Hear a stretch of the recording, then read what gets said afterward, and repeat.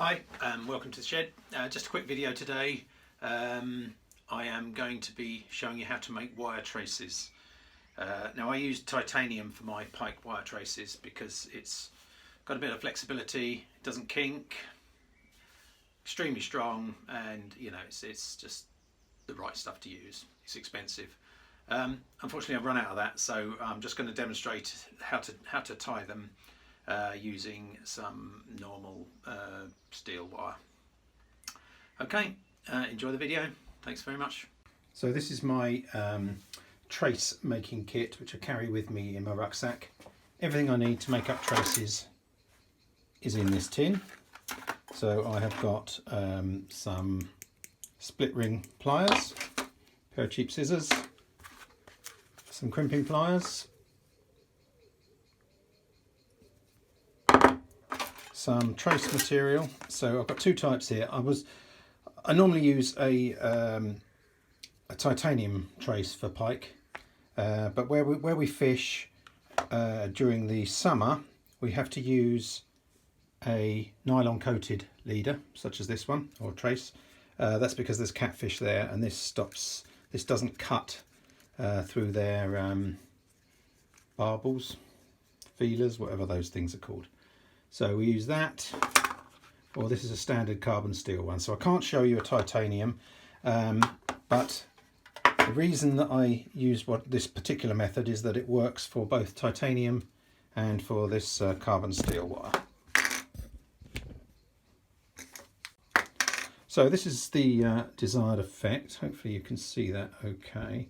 So this is a number 8 swivel and see that twisting? A knotted, don't think that's going to focus. There you go, that'll focus there. So that knot there is what I'm going to show you how to do. So basically you do that at the other end, here. So this is what I do. So at this end we're going to be having a clip. Didn't show you my little tin of clips and stuff. Now because we're going to be crimping it, I need to make sure I've got my crimp on the wire before I do my connection. I also use a little bit of shrink wrap tubing just to tidy it up. Don't have to use that if you don't want to, but I just like to. I did buy some of these, which are like a sort of rubber sleeve that's supposed to stop the weed getting caught in your line, but I find it just slides up the line and it just doesn't seem to work. I think maybe they're a bit big, maybe that's the problem. Okay, so what I do, I've obviously got a swivel on that end. On the other end we're going to put a clip, and on this one we're going to put quite a big clip, if I can find one. I use these heavy duty quick release. There's no point messing around with pike using a lightweight one, although I do use the smaller one when I am perch fishing. So the smaller one is one of these. So if I'm going for perch or chub, I still have to put a trace on because I always end up catching a pike, and also it's a clubber rule, so I use those. Okay, so here we go.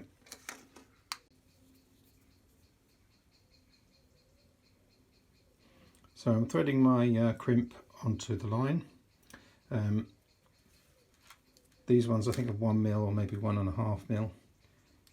You can go a bit smaller, but I find it's hard to thread it, especially with my eyes. Okay, so this is the knot. Let's see if we can do this. So you thread through the clip, back round, and through again, creating a loop.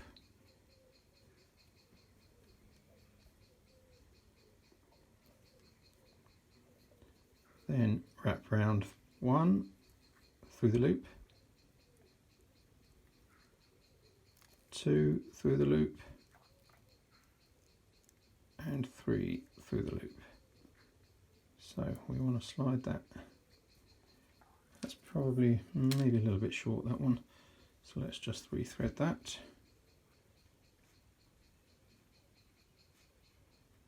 Basically this is the last chance you've got. Just try and lengthen it. So basically pulling from that end, we'll tighten that up, give me a bit more length, Okay, so that is your knot. You can then tighten that down to create a nice loop. Now this will work with titanium as well, that's why I use this knot. Slide me crimp down through the tube or through the crimp. So you've got a nice neat knot there.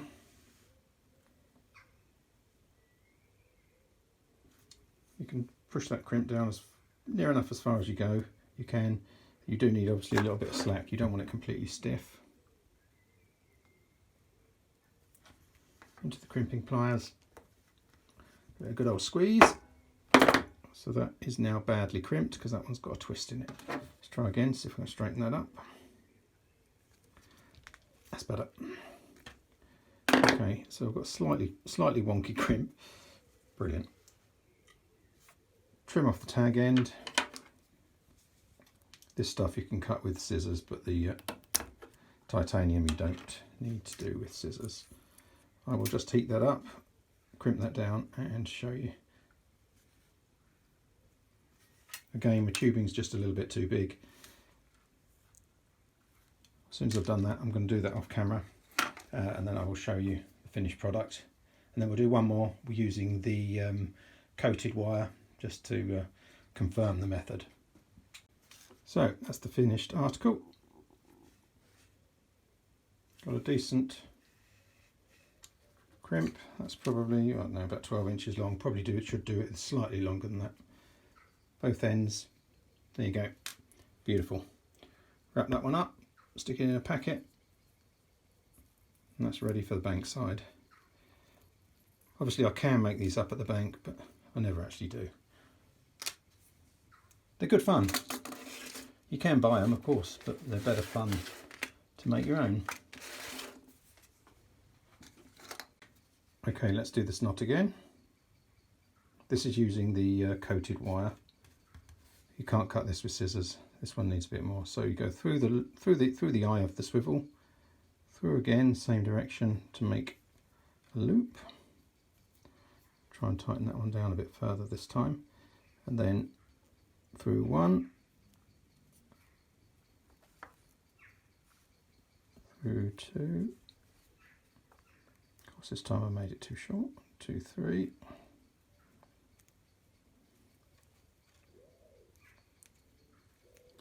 Then cinch that knot down.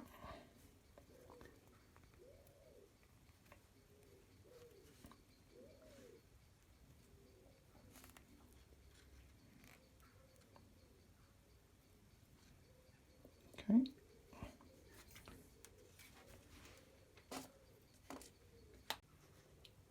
Okay, so I've got my crimp in place.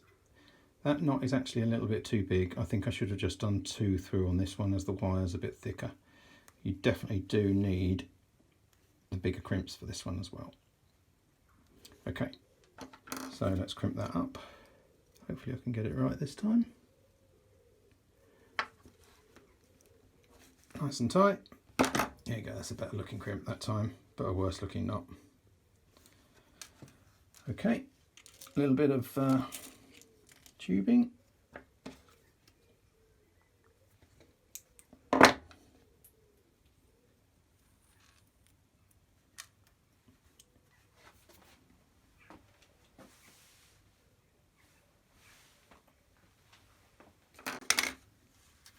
Okay, that one's all crimped up. Not the best I've ever done, but it will do. Okay, let's do the other end. Not forgetting to put on our bit of tubing first. If you're wondering how I cut my hand, I stabbed myself with a scalpel. Not intentionally, but you know what it is like. And here comes the crimp.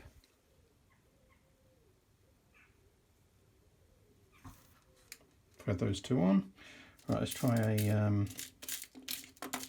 double knot on this one rather than a treble. Now, have I got any clips? I have got a clip, that's not the normal type. Okay, so I've got one of these clips which are slightly less strong, but actually they're pretty good. I need to get some more of those other ones, obviously. So we go through again, and this time we're going to do 1, 2. That should give us a slightly tighter knot.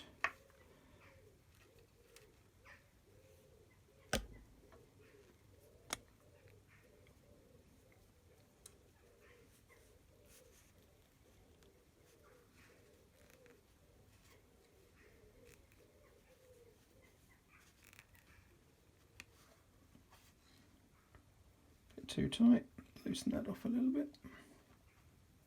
There you go, beautiful. See, that's a slightly neater knot than the 3-turn one.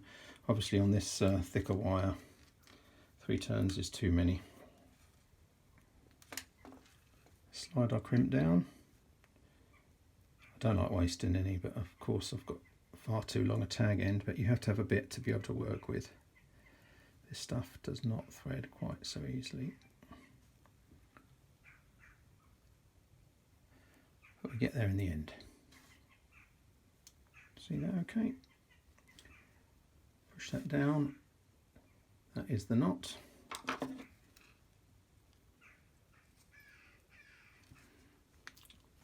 Tight crimp. That is not going anywhere. Take the tag end off.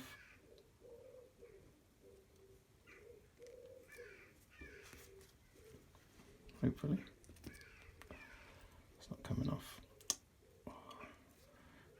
Pliers aren't very good.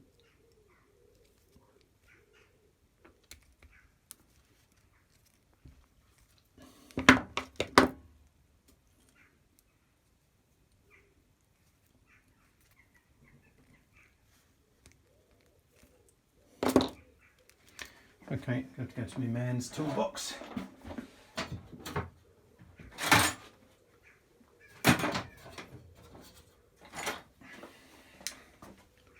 Yeah, this wire's a bit tougher. This has got £40 test. It's more the coating, I think, that I'm having trouble with. There you go.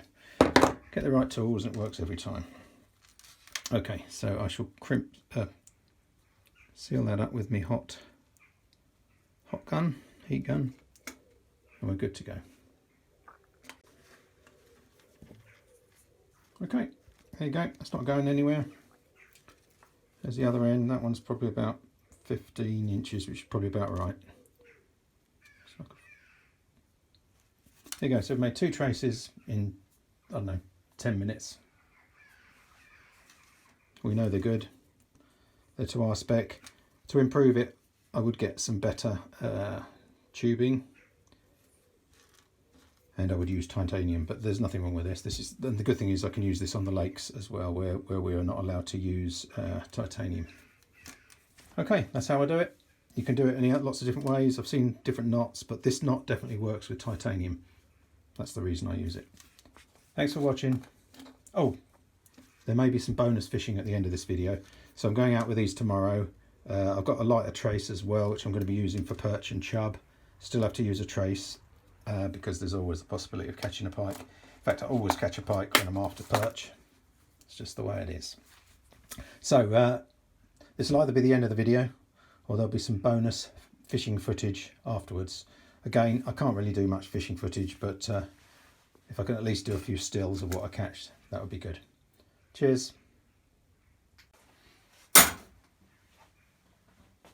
Okay, so I'm on the river.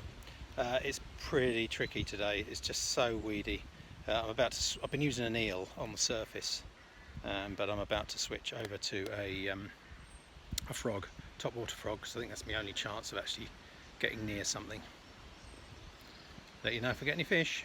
Not looking very likely. Seb, my son, has had a couple of bites, but just little tiny jacks just nibbling at his lure. Get back to you later. Hi, welcome back to the shed. So we drew a blank on the fishing. Seb, my son, had 3 bites and that was it. I didn't see a fish at all. So no luck on that. It was just too weedy. Couldn't find the fish. Did see a bit of nature. Saw a snake crossing the river. Heard a cuckoo and came across a swan's nest. Footage here. Here's something I've not come across before. Presumably swans' eggs. They're not on the nest, and I think they've probably left them.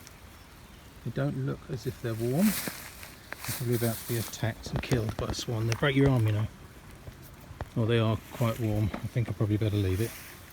Ciao. Okay, yeah, that was interesting.